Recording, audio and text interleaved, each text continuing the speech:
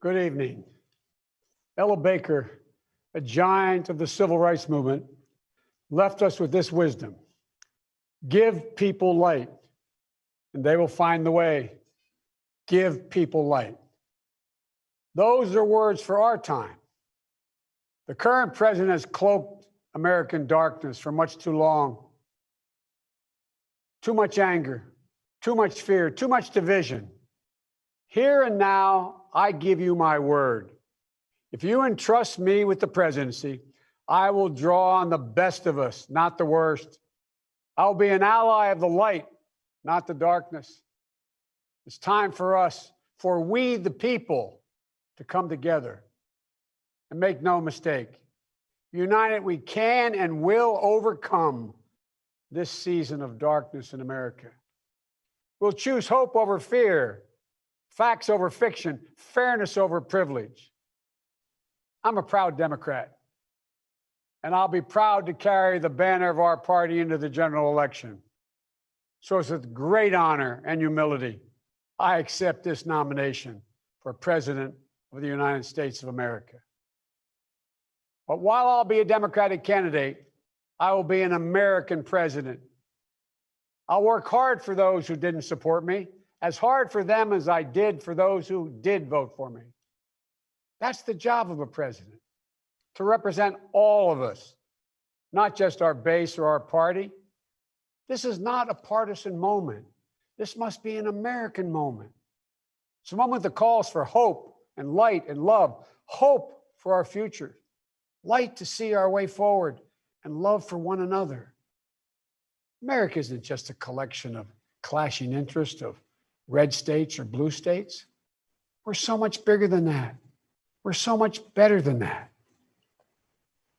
Nearly a century ago, Franklin Roosevelt pledged a New Deal in a time of massive unemployment, uncertainty, and fear. Stricken by a disease, stricken by a virus, FDR insisted that he would recover and prevail, and he believed America could as well. And he did, and we can as well. This campaign isn't just about winning votes. It's about winning the heart and, yes, the soul of America. Winning it for the generous among us, not the selfish.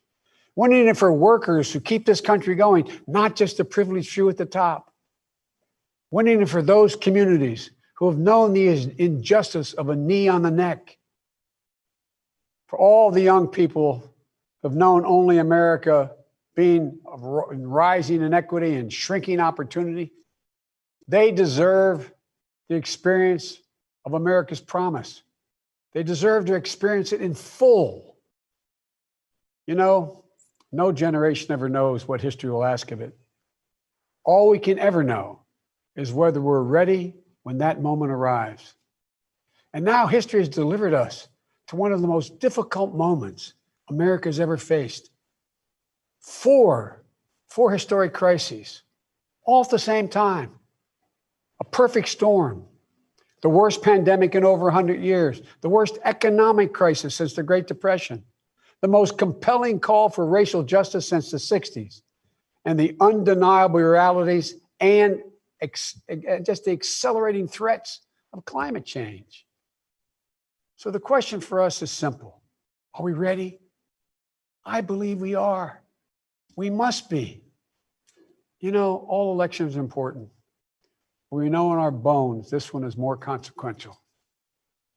As many have said, America is at an inflection point, a time of real peril, but also of extraordinary possibilities. We can choose a path of becoming angrier, less hopeful, more divided, a path of shadow and suspicion, or we can choose a different path and together take this chance to heal, to reform, to unite, a path of hope and light.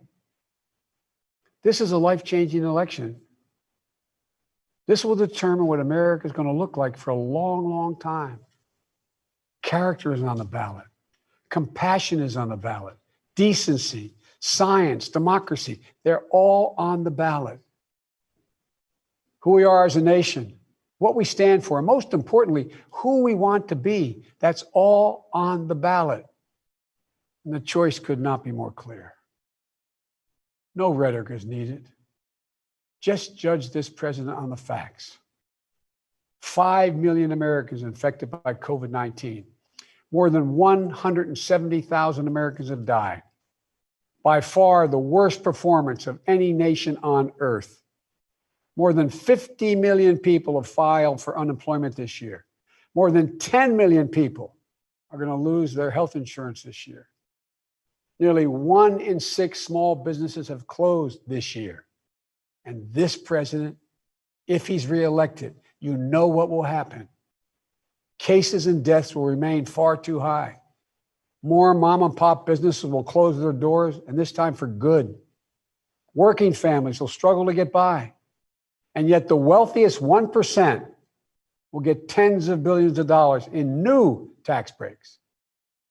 And the assault on the Affordable Care Act will continue until it's destroyed, taking insurance away from more than 20 million people, including more than 15 million people on Medicaid, and getting rid of the protections that President Obama worked so hard to get passed for people who have 100 million more people who have pre-existing conditions.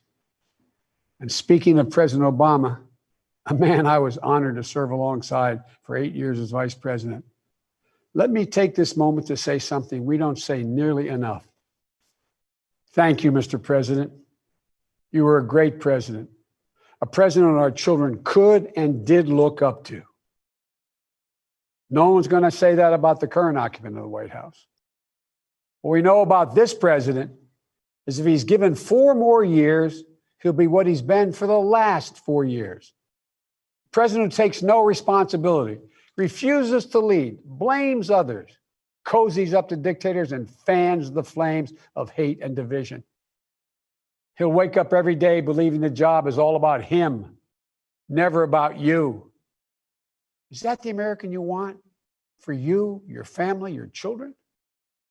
I see a different America, one that's generous and strong, selfless and humble. It's an America we can rebuild together. As president, the first step I will take will be to get control of the virus that has ruined so many lives. Because I understand something this president hasn't from the beginning. We will never get our economy back on track. We will never get our kids safely back in schools. We'll never have our lives back until we deal with this virus. The tragedy of where we are today is it didn't have to be this bad. Just look around. It's not this bad in Canada or Europe or Japan or almost anywhere else in the world. And the president keeps telling us the virus is going to disappear. He keeps waiting for a miracle. Well, I have news for him. No miracle is coming. We lead the world in confirmed cases. We lead the world in deaths. Our economy is in tatters with Black, Latino, Asian American, Native American communities bearing the brunt of it.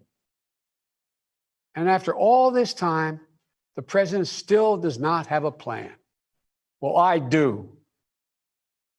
If I'm your president, on day one, we'll implement the national strategy I've been laying out since March. We'll develop and deploy rapid tests with results available immediately. We'll make the medical supplies and protective equipment that our country needs. We'll make them here in America, so we will never again be at the mercy of China or other foreign countries in order to protect our own people. We'll make sure our schools have the resources they need to be open, safe, and effective. We'll put politics aside. We'll take the muzzle off our experts so the public gets the information they need and deserve. Honest, unvarnished truth. They can handle it. We'll have a national mandate to wear masks, not as a burden, but as a patriotic duty to protect one another. In short, we'll do what we should have done from the very beginning. Our current president has failed in his most basic duty to the nation. He's failed to protect us. He's failed to protect America. And my fellow Americans, that is unforgivable. As president, I'll make you a promise. I'll protect America. I will defend us from every attack, seen and unseen, always, without exception, every time. Look, I understand. I understand how hard it is to have any hope right now. On this summer night, let me take a moment to speak to those of you who have lost the most. I have some idea how it feels to lose someone you love. I know that deep black hole that opens up in the middle of your chest and you feel like you're being sucked into it. I know how mean and cruel and unfair life can be sometimes. But I've learned two things. First, your loved one may have left this earth, but they'll never leave your heart. They'll always be with you. You'll always hear them. And second, I found the best way through pain and loss and grief is to find purpose. As God's children, each of us have a purpose in our lives. We have a great purpose as a nation to open the doors of opportunity to all Americans, to save our democracy, to be a light to the world once again, and finally to live up to and make real the words written in the sacred documents that founded this nation, that all men and women are created equal, endowed by their Creator with certain inalienable rights, among them life, liberty, and the pursuit of happiness. You know, my dad was an honorable, decent man. He got knocked down a few times pretty hard, but he always got back up. He worked hard, and he built a great middle-class life for our family. He used to say, Joey, I don't expect the government to solve my problems, but I sure in hell expect them to understand them. And then he'd say, Joey, a job is about a lot more than a paycheck. It's about your dignity. It's about respect. It's about your place in the community. It's about being able to look your kid in the eye and say, honey, it's going to be okay, and mean it.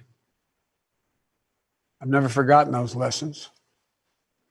That's why my economic plan is all about jobs, dignity, respect, and community. Together we can and will rebuild our economy. And when we do, we'll not only build back, we'll build back better. With modern roads, bridges, highways, broadband, ports and airports as a new foundation for economic growth, with pipes that transport clean water to every community, with 5 million new manufacturing and technology jobs, so the future is made in America, with a healthcare system that lowers premiums, deductibles, drug prices, by building on the Affordable Care Act he's trying to rip away, with an education system that trains our people for the best jobs of the 21st century. There's not a single thing American workers can't do. And where cost doesn't prevent young people from going to college and student debt doesn't crush them when they get out. With a child care and elder care system that makes it possible for parents to go to work and for the elderly to stay in their homes with dignity. With an immigration system that powers our economy and reflects our values, and with newly empowered labor unions. They're the ones that built the middle class. With equal pay for women, with rising wages you can raise a child on, a family on. And yes, we're going to do more than praise our essential workers. We're finally going to pay them. Pay them. We can and we will deal with climate change. It's not only a crisis, it's an enormous opportunity. An opportunity for America to lead the world in clean energy and create millions of new, good-paying jobs in the process. And we can pay for these investments by ending loopholes, unnecessary loopholes, and the president's $1.3 trillion tax giveaway to the wealthiest 1% and the biggest, most profitable corporations, some of which do not pay any tax at all. Because we don't need a tax code that rewards wealth more than it rewards work. I'm not looking to punish anyone. Far from it. But it's long past time the wealthiest people and the biggest corporations in this country paid their fair share. And for our seniors, Social Security is a sacred obligation, a sacred promise made. They paid for. The current president is threatening to break that promise. He's proposing to eliminate a tax that pays for almost half the Social Security without any way of making up for that lost revenue, resulting in cuts. I will not let that happen. If I'm your president, we're going to protect Social Security and Medicare. You have my word. One of the most powerful voices we hear in the country today is from our young people. They're speaking to the inequity and injustice that has grown up in America. Economic injustice, racial injustice, environmental injustice. I hear their voices. If you listen, you can hear them too. And whether it's the existential threat posed by climate change, the daily fear of being gunned down in school, or the inability to get started in your first job, it will be the work of the next president to restore the promise of America to everyone. And I'm not going to have to do it alone, because I'll have a great vice president at my side. Senator Kamala Harris, she's a powerful voice for this nation. Her story is the American story. She knows about all the obstacles thrown in the way of so many in our country. Women, Black Americans, South Asian Americans, immigrants, the left out and the left behind. But she's overcome every obstacle she's ever faced. No one's been tougher on the big banks and the gun lobby. No one's been tougher in calling out the current administration for its extremism, its failure to follow the law, its failure to simply tell the truth. Kamala and I both draw from our families. That's where we get our strength. For Kamala, it's Doug and their families. For me, it's Jill and ours. I've said many times, no man deserves one great love in his life, let alone two. But I've known two. After losing my first wife in that car accident, Jill came into my life. She put our family back together. She's an educator, a mom, a military mom, and an unstoppable force. If she puts her mind to it, just get out of the way. She's going to get it done. She was a great second lady, and I know she'll make a great first lady for this nation. She loves this country so much. And I'll always have the strength that can only come from family. Hunter, Ashley, all our grandchildren, my brothers, my sister, they give me courage. They lift me up. While he's no longer with us, Bo inspires me every day. Bo served our nation in uniform. A year in Iraq, a decorated Iraqi war veteran. So I take very personally the profound responsibility of serving as commander-in-chief. I'll be a president who will stand with our allies and friends and make it clear to our adversaries the days of cozying up to dictators is over. Under President Biden, America will not turn a blind eye to Russian bounties on the heads of American soldiers. Nor will I put up with foreign interference in our most sacred democratic exercise, voting.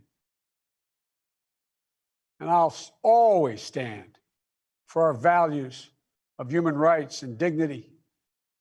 I'll work in common purpose for a more secure, peaceful, and prosperous world. History has thrust one more urgent task on us. Will we be the generation that finally wipes out the stain of racism from our national character? I believe we're up to it. I believe we're ready. Just a week ago yesterday was the third anniversary of the events in Charlottesville. Close your eyes. Remember what you saw on television. Remember seeing those neo-Nazis and Klansmen and white supremacists coming out of fields with lighted torches, veins bulging, spewing the same anti-Semitic bile heard across Europe in the 30s. Remember the violent clash that ensued between those spreading hate and those with the courage to stand against it. And remember what the president said when asked? He said there were, quote, very fine people on both sides. It was a wake-up call for us as a country, and for me, a call to action. At that moment, I knew I'd have to run, because my father taught us that silence was complicity, and I could never remain silent or complicit. At the time, I said we're in the battle for the soul of this nation, and we are. You know, one of the most important conversations I've had this entire campaign, it was with someone who was much too young to vote. I met with 6-year-old Gianna Floyd the day before her daddy, George Floyd, was laid to rest.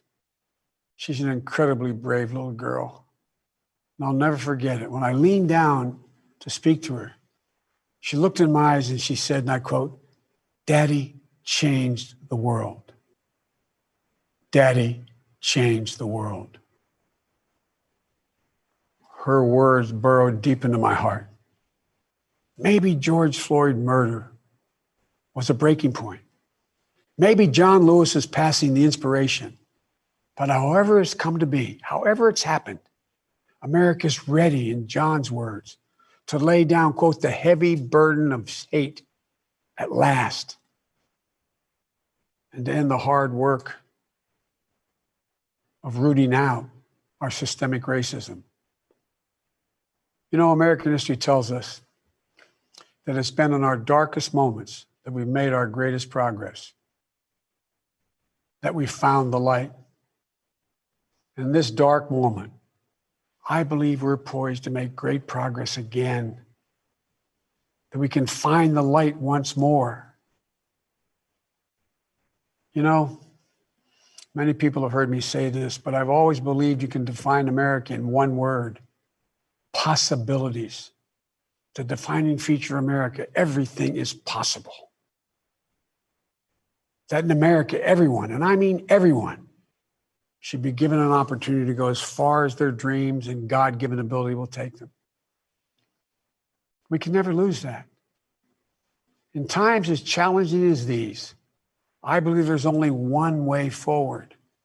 As a united America, united in our pursuit of a more perfect union, united in our dreams of a better future for us and for our children, united in our determination to make the coming years bright. Are you ready? I believe we are. This is a great nation. We're a good and decent people. For Lord's sake, this is the United States of America. And there's never been anything we've been able to accomplish when we've done it together. The Irish poet Seamus Heaney once wrote, "History says, don't hope on this side of the grave, but then, once in a lifetime, the longed-for tidal wave of justice can rise up, and hope and history rhyme." This is our moment to make hope and history rhyme with passion and purpose. Let us begin, you and I together, one nation, under God, united in our love for America, united in our love for each other. For love is more powerful than hate. Hope is more powerful than fear. And light is more powerful than dark. This is our moment. This is our mission. May history be able to say that the end of this chapter of American darkness began here tonight, as love and hope and light join in the battle for the soul of the nation. And this is a battle we will win, and we'll do it together. I promise you. Thank you, and may God bless you, and may God protect our troops. Good night.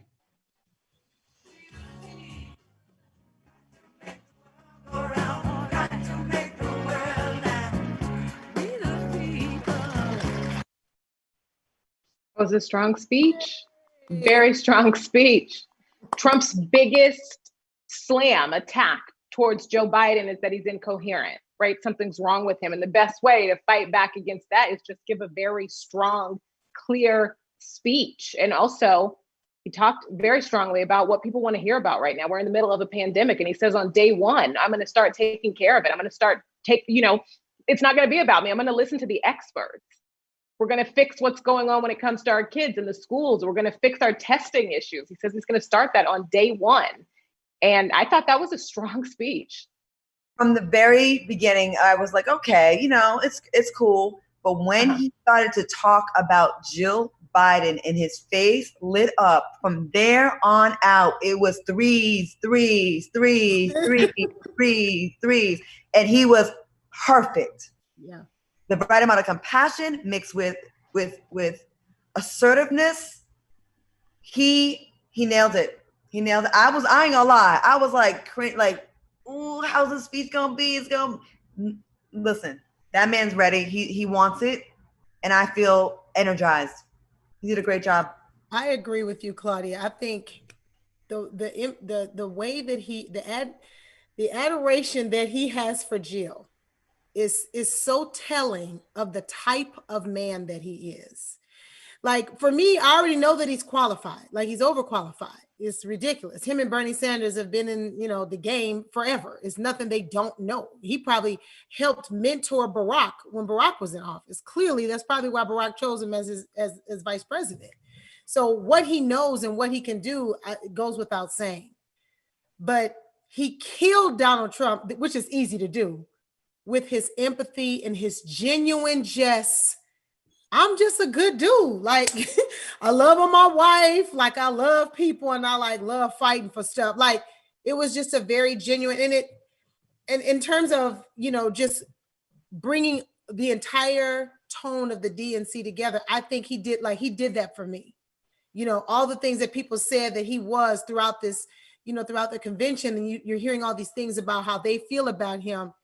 To me, I believe them based on this speech. I think that he brought all of those things together. That he did that for me. Now, of course, he was reading and he was being very, strategic, but everybody was reading.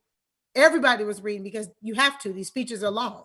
So I'm very proud. And I was already going to vote for him, but now, to me, it's curtains. If you're not voting for him, then you just want to have a bad time.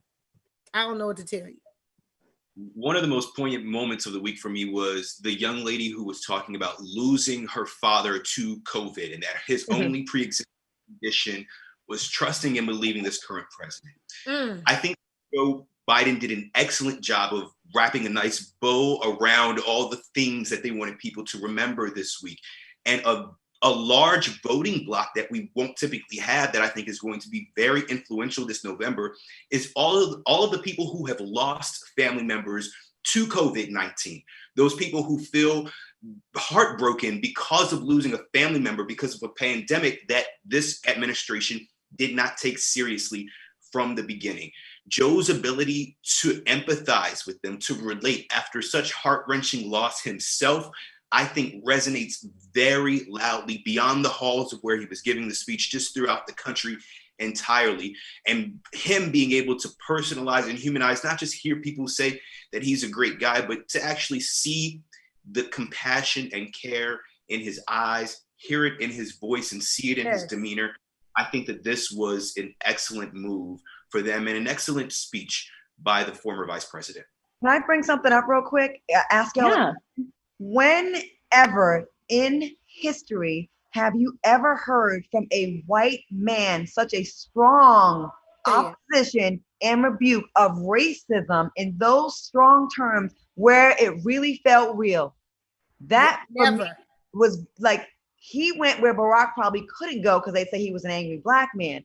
The way he handled that situation, that topic, and you felt it. It didn't feel like someone wrote that for him and he didn't believe those words. And that right there, that was really powerful. I think that was, I want to say historic, because I don't remember any white man ever doing that.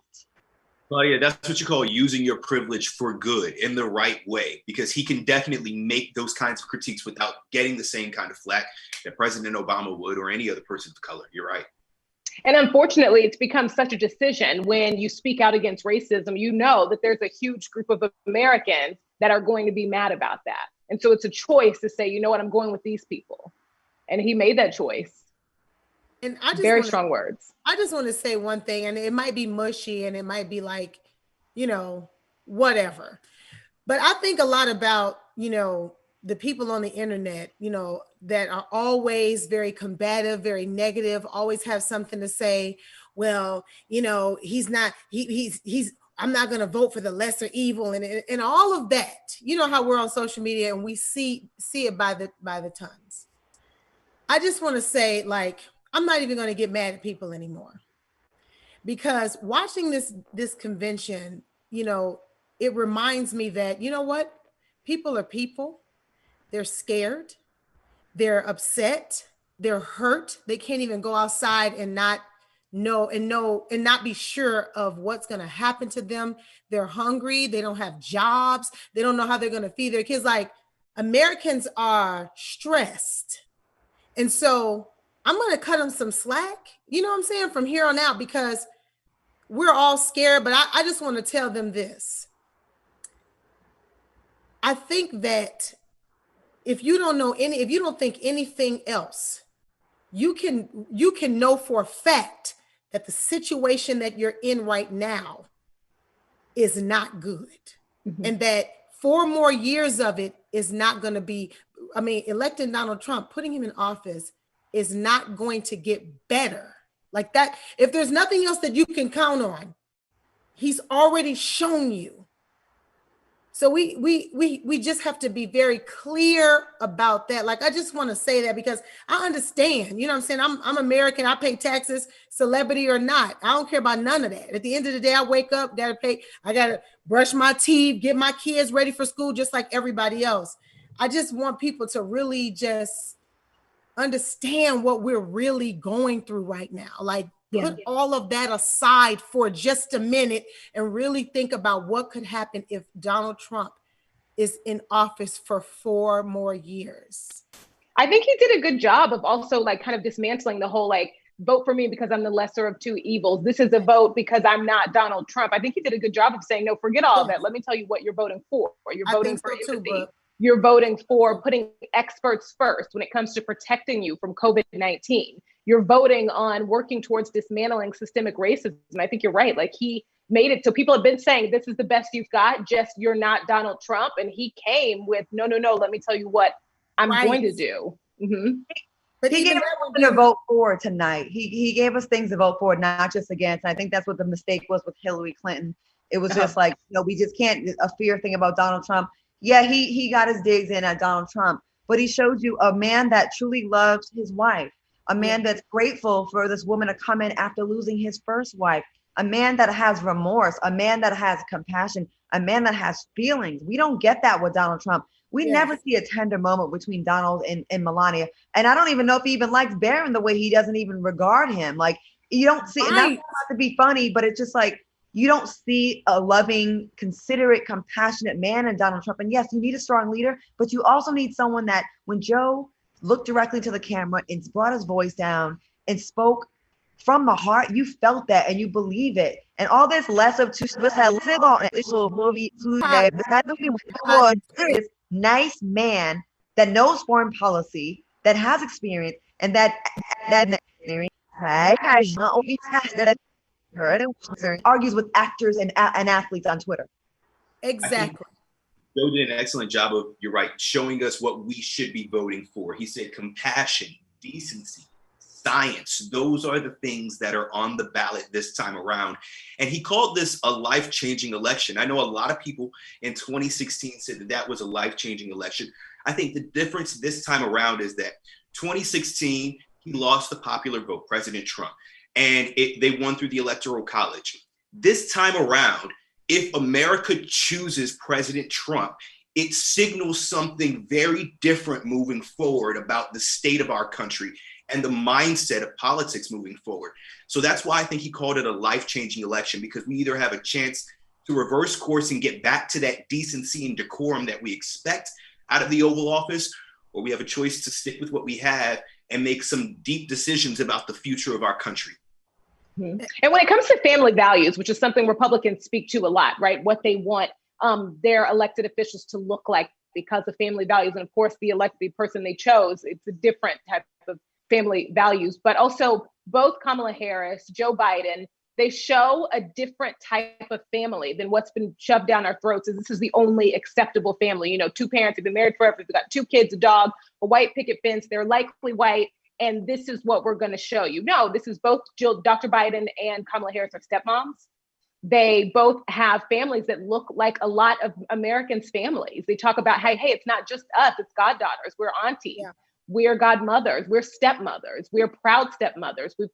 There's, nieces and nephews and a lot of other people that make up our family. And I think that's important. And that's going to speak to a lot of Americans. Our families don't all look the same. That's a very good point, Brooke. That is and the man cares. We don't even have a president that can we just get somebody that cares? Can we just get care for 300? Like just straight away, I care. And I'm showing you how I care by the way I treat my wife, by the way I talk to people, I care. Like we can just start with that. Our president doesn't even care about he doesn't even care about us. There's no way we can put him in office again. There's no way. It's just no other option. If you don't want to vote for him, vote against him. Just vote to get him out of there.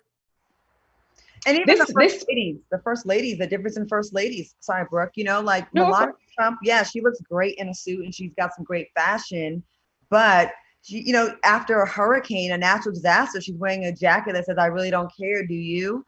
And then compare that to Jill Biden, who says, after I'm elected, if I'm first lady, just like when I was second lady, I will continue being a teacher in a COVID-19 world where her own health is at risk. Like, it's just a difference in class. It's a difference in class. It's what we need right now. We need someone who's going to care about us. What was that, Seth?